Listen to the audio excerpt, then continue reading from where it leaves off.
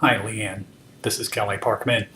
I'm adding this video to your initial review, excuse me, because you're VIP. You know, in Karen's circle, through your dad, I've had a couple of great talks with your dad, etc. So we really need to take care of you. And your situation has got some variables here. So I want to give you a heads up right now that the market price opinion that we did is a red flag waving. And I've included that little report. It's a really simple little report. It's one of the attachments here. But basically, we're looking at like a 150 to 175 average value. Typically, I would tell someone, this isn't going to work. You need to go down the modification path. And I'll discuss that in a moment. However, there's a couple of unique things, and I circled them on the report. We can talk about it later. That a case could be made that your home is worth more like 200 or 210 because it's newer than the other homes that sold and closed, etc. So we've got a big red flag there. We kind of expected that, nothing new.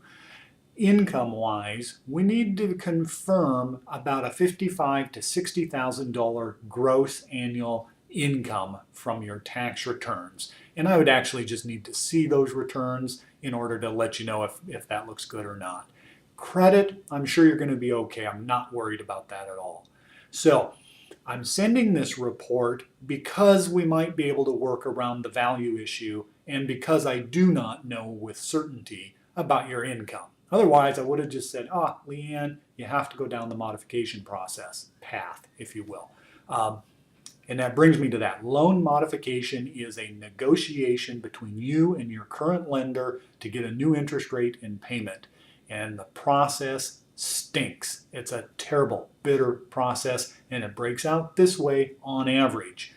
If you have not yet fallen behind on payments, you probably won't get a modification. It's done for people who are at risk of foreclosure. They've ruined their credit and they're starting to fall behind. Then your current lender will has a tendency to work with you. So you're going to have a decision because you've protected your credit is still good.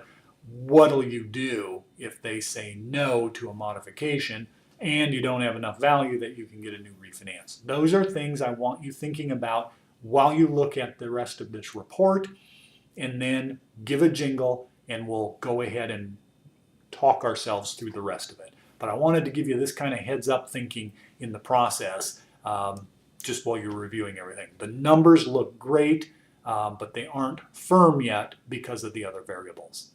Thank you.